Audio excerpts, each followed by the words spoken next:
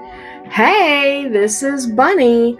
We're here today to paint another fairly clear, fairly translucent piece.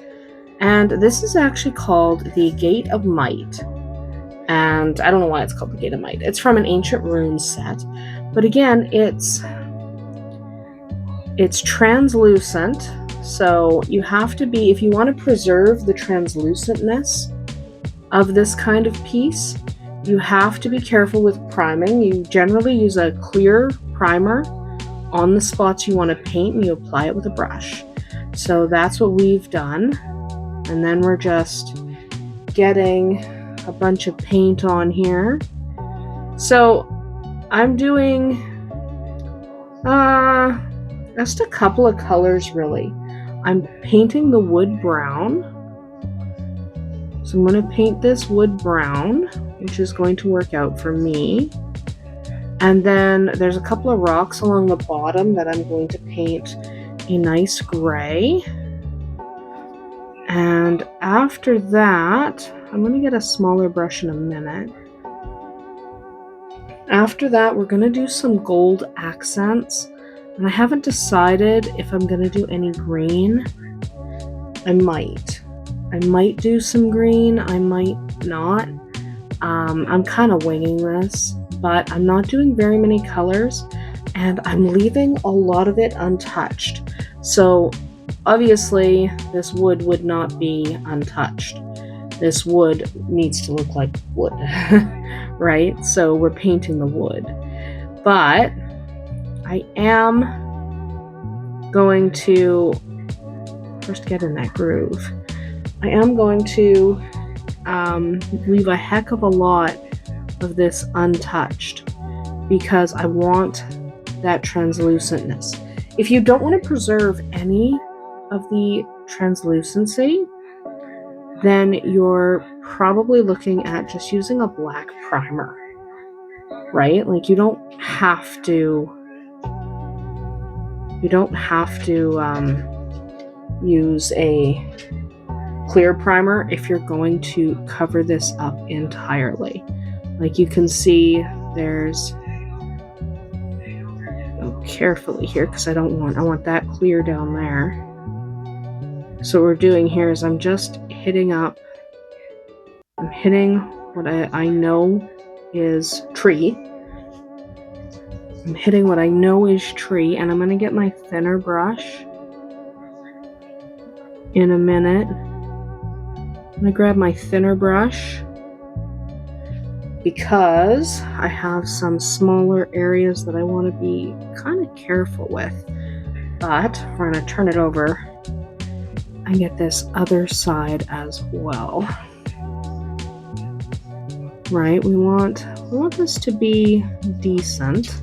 This is a rock at the bottom, so I don't care if I get the paint on the rock because the rock's going to be painted gray. I do care about getting that pillar. I don't want to hit the pillar.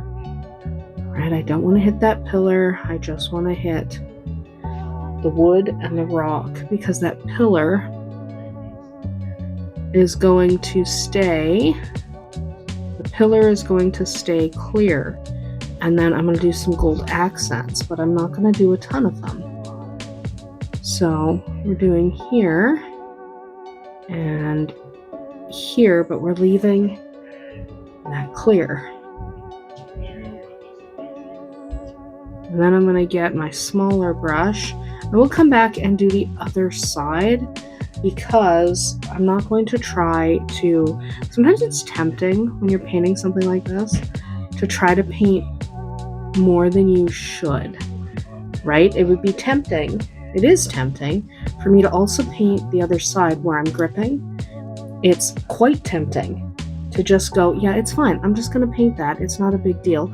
I'm just going to hold it by the top. It's not going to work. You're going to slip. You're not going to enjoy what you end up with because it's going to be fairly hodgepodge. So we're just going to grab a thinner brush for some of this more detailed work, just so we don't get it all over so we don't get it all over our clear areas where we want it to stay clear. I haven't entirely decided what's going to stay clear. I just have a little bristle coming out. There we go. This is an older brush, and yeah, this brush is kind of wrecked, and I am actually okay with that. I'm actually alright with that. So this to there. Okay. This to here. I don't mind using brushes that need replacing, because you can. I mean, there's no requirement. Okay, there we go. These guys, you don't have to replace your brushes. And I wreck brushes on the regular, and it doesn't really bother me. I know some people will tell you gotta take care of your brushes. Buy cheap brushes. Seriously, I'm not kidding about that. Buy cheap brushes. Buy cheap brushes and be very happy when you can replace them. As you get better at painting, as you advance, you can say, okay, I'm not gonna trash my brushes. These brushes I spent a lot of money on. But at the beginning, seriously, just don't worry about it. Just decide, I'm going to paint the rock brown only because I think I want an undercurrent. I'm not going to do too thick a layer. I just want kind of an undercurrent of brown. I think just a light. Just so that we get this kind of brown look. But when it comes to your brushes, seriously, don't worry about them too much. I'm going to try and texture this just by kind of stippling it on a little bit. I don't want it too smooth. I mean, I don't want it rough, but a little bit smooth wouldn't hurt. But a little texture, a little smooth. Just a little bit of texture. That's the thing with clear plastic. When you're painting clear plastic pieces, they don't have a lot of texture. So sometimes if you just do a little bit of stippling, and you just stipple by tapping instead of brushing the color on, so it kind of sits in small globs. There we go. We're going to leave that to dry, and we'll come back and do the other side with brown, and then we'll make some decisions on what we're doing. Again, we're hodgepodging this. We are going over brush. We are going without any particular plan. So with no particular plan, we're just going to see where we end up. We'll be right back. Okay, let's carry on the other side. You always do have to make sure you are making sure things are dry. Because if things are not dry, you are going to pay for it later. Okay? So we are going to go over the stone at the bottom with gray. Right now, we're just worried about getting some color on here. Okay, so what I'm gonna do, I'm gonna grab my small brush to do that a little more, but I just wanted to mark. It can be hard to see on these translucent models where everything is. So give yourself some grace if you do make a mistake, because yeah, it can be tough to see where this stuff is. And this one's a little bit tougher still because the post here is broken, right? It's supposed to be. That's part of the design, so that one side of the gate is actually broken, which means the side of the gate, that post, doesn't go straight down. It goes right here near my brush. So what I'm going to do is go beside it and around, because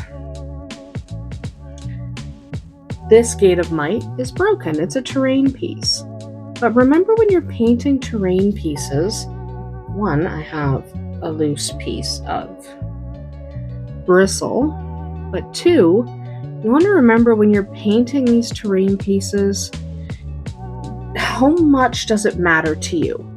Because it won't always matter that much. Are you going to use that particular terrain piece a lot? So some things like, if I'm doing village houses, well, those get used all the time, right? Because how often are your characters in town? Literally all the time, right? So that will get used quite a bit. But what about something like this? How often are you going to use this semi-translucent elven gate? Be honest. Are you going to use it a lot? Then you might want to pay more attention to the details. But are you only going to use it here and there? Are you only going to use it once? And then it's going to sit on a shelf? Are you never going to use it and it's a display piece? That matters, because if you're only using it once, then you probably still want to paint it because it looks cool and it's fun to do the painting, but you're not going to want to stress over the painting itself, right? You're not going to want to worry too much about what it looks like in the end. Yeah, it matters a little, but you know what matters more than that? If you're annoyed by how long it took. So if you're not going to use it very often, it's okay to say good enough is good enough. And I'm going to be honest, I don't think we're going to use this very often. This isn't like a dragon or something. I really just don't think we're going to use it. And we're going to use it a little bit. I have a campaign coming up where all of these little bits of elven ruins are going to be used. But beyond that, honestly, I'm not really sure. I'm not really sure if that's something we're going to use around the little base of the pillar there. So think about it carefully when you're painting. It's okay to say, this piece I'm really not going to use, so maybe I'm just going to let it go. It's okay to not want to do it very much. Like if you spend all day, so this total paint job is going to probably take me half hour, not including dry time, obviously. Now, obviously, you have to let things dry. That's pretty normal. But outside of the dry time, this is going to take me probably about half an hour. Okay? It's probably going to take me about half an hour. Total painting time. That's okay for a piece that I'm going to use very little of, right? Because I really don't foresee using this a lot. Now, will I spend more time painting a piece that I'm going to use more? Sure, of course. There are pieces that I am going to spend a lot more time on because they're going to get used a lot. Like I said, my village houses. How often do village houses get used? And the answer to that is literally all the time. Lob some on this rock. Here we don't have to be precise, we're just getting it on the rock so it's easier to get the gray on later. Easier to see what I'm doing. A couple little touch-ups here and there. Otherwise, that looks pretty good. Okay, we're going to let that guy sit. We are going to come back when that's dry, and we'll start on the gray for the stone. And then we're going to have gold, and then we're going to start washes. I think I want to do 2 separate colors for washes. I think I do want to do the sepia, yes, but I also want to do a gold wash on the actual branches, because it is a mystical gate, even if it's a little broken. We'll be right back. All right, that's good and dry. Now we're gonna paint some of this stone, okay? We're gonna give this stone a good paint, nice coat.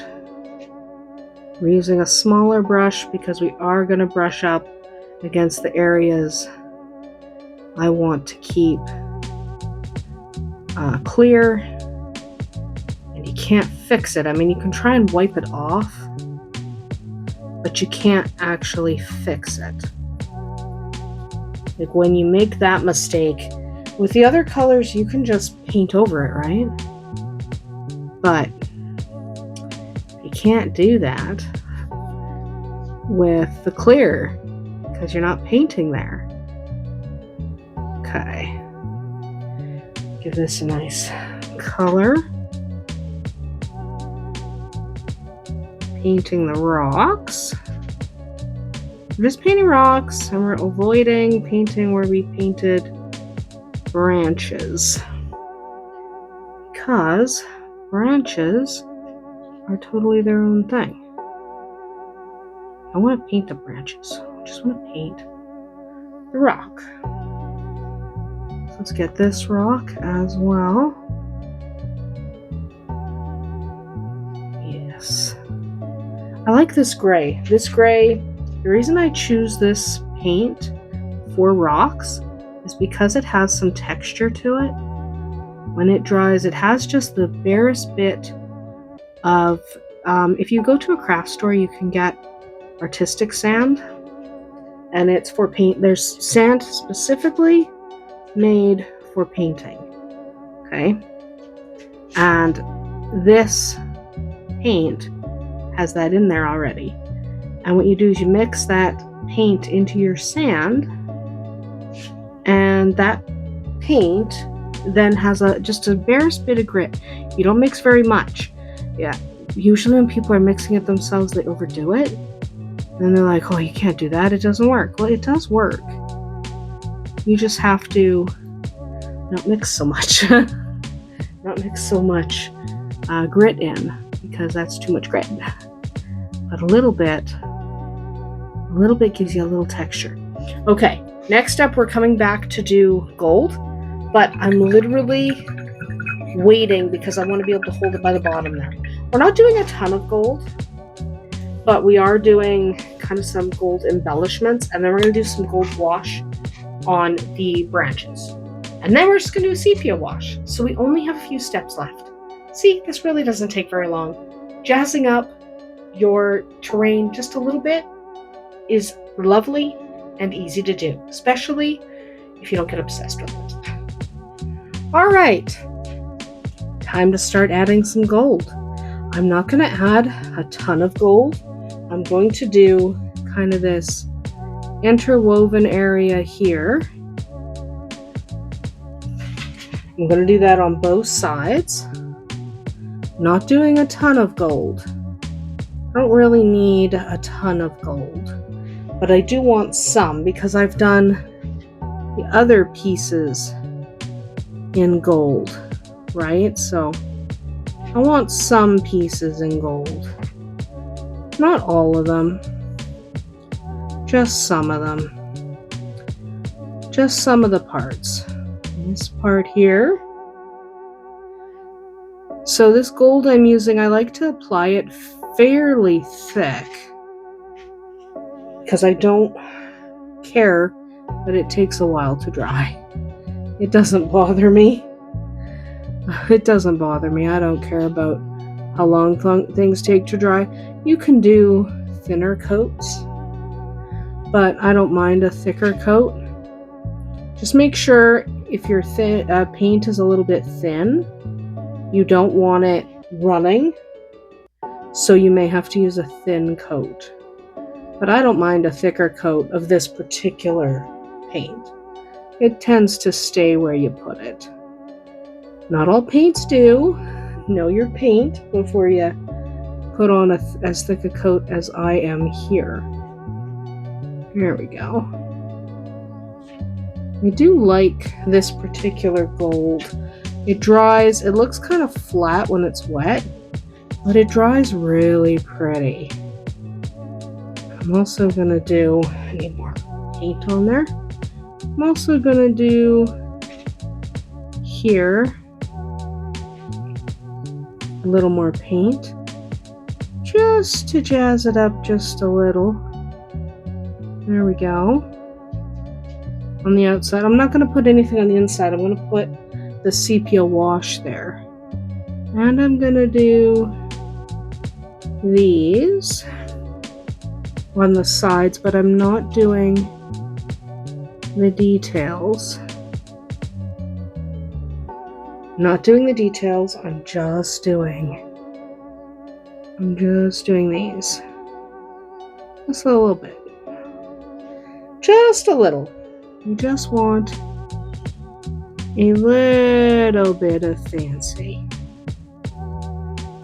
on the sides. I'm leaving most of the sides completely as they are. I'm just going to hit them with a wash for the grooves, because the translucent plastic is kind of a showcase. So when you're painting, decide what the showcase is, and then go around that or highlight it. And in this case, because it's translucent plastic, I'm going around it. Okay. Flipping. And doing the same on the other side. There. Get that paint right in there. It's actually a really nice gold finish when I'm done. So I like this particular paint. This one really glows up. Really adds a lot of dimension to the pieces. But we don't want to get the gold all over. We don't want to get the gold all over the areas we want to remain clear, because that would defeat the purpose, wouldn't it? Don't get gold on those areas. And no, I didn't decide in advance what I was doing. I decided as I was going. So I knew I was gonna paint the tree brown, which is not really a big leap. I mean, most trees are brown. I know that this is like a fantasy piece, so the trees could be any color. But let's be honest, even in a fantasy setting, most trees are brown, right? Let's be honest. Even in a fantasy setting, most of your trees are going to be brown. So brown was the logical choice. And then I almost always use the same gray for rock. Sometimes I add white to brighten it up a little bit, but I almost always use the same gray for rock because I like it. It's my favorite color. It's my favorite, well, color for rock. It's not my favorite color in the world. And then after this sits and is 100% dry, we're going to get out the sepia wash and do the sepia wash on these lighter areas. And then when that dries, we are going to get a gold wash for the tree, just to make the tree look a little bit mystical, because it doesn't really. Like, the tree does not look mystical, and that's because it's just a tree. So we are going to make it look pretty. There we go. Okay, we are going to make sure we have the amount of coverage we want, or we can always come back later and make sure your coverage is as you want it. Okay, let's let that dry, and we'll come back and start doing our washes. We're doing 2 different colors because we have dark and light areas. So we'll be back. Okay, time to add our sepia wash. Just a dark wash, any dark wash will do. We don't need to add the dark wash to the wood because it won't show up, but I am adding it here just to give some of this a little definition, especially in here because there's a pattern in that medallion. So we're just going to do that. We're going to come back, flip it over, do the other side. Then we'll move on to the gold wash. The gold wash is only going to go on the trunk of the tree. It won't show up really anywhere else. But we want the trunk to have almost a magical quality to it. So that's what we're going to do. All right. It only takes a few seconds to apply wash to a model like this. We just want to make sure we get the sides, and that wash will sink into those grooves, and it'll all be fancy. So that's what we're going to do. We will come back as soon as that's dry, flip it over, and give it another go on the other side. We'll be right back. Okay, that's dry. Flip them over. Same thing on the other side. Bunch of wash, darkening up, not darkening up too much, like we don't want too much in the way of tarnishing our clear areas, because we still want them to show up, but we want a little bit. So let's pop some in there, and this literally takes only a few seconds per side, and then we will come back. I'm just going to put some on these rocks as well. Then we will come back and we will do the gold wash over top of the darker areas, the trees specifically, to give them a really nice kind of glittery, ancient, mystical look. We'll be right back as soon as that's dry. Okay, that's dry. Time to add some gold wash. This will just give it a little bit of sparkle for the trunk part, because I do want the trunk to be a little bit sparkly. I don't want the trunk to be too plain. So we're just going to get some wash on this trunk, and it'll sink into the grooves and really just make it stand out a little bit. So that's what we're doing here. And then we'll turn it over, do the other side. It's a bit of a process. It's not a bad process. Like you're adding the wash, but it only takes a few seconds. So take the time, do your washes. I'm not going to dry brush. I don't want to cloud what I've done. So just get your washes on there, let them sit, let them sink into those grooves, let them dry completely. We'll be back as soon as that side's dried, and we'll flip it. Okay, let's turn this guy over, and let's get some gold wash on the tree on the other side. And then after, we will let him dry completely, and then we will come back and see how the finished product looks. You can't really tell till everything dries. It's really easy to think you should add more wash or less wash when it's just sitting, but you really have to give it a chance to just sit and dry. So that's what we're gonna do. We're gonna let this sit and dry, and then we will take a look at the finished product. This will be enough wash, I promise, because we don't want it drowning. We don't want it drowning in this color. All right, we are going to walk away, let that dry completely, and take a look at it when it's done. And just like that, our mighty gate is done. Nice and shimmery, beautiful. Look at how nicely the gold shimmer came out on the branches. Now it looks quite mystical and quite perfect. Remember, when you're painting transparent things, try to stay off the areas you want to remain transparent. It's hard to keep them transparent when you accidentally paint them. That's going to be it for us here today. I do hope you'll be back with us next time.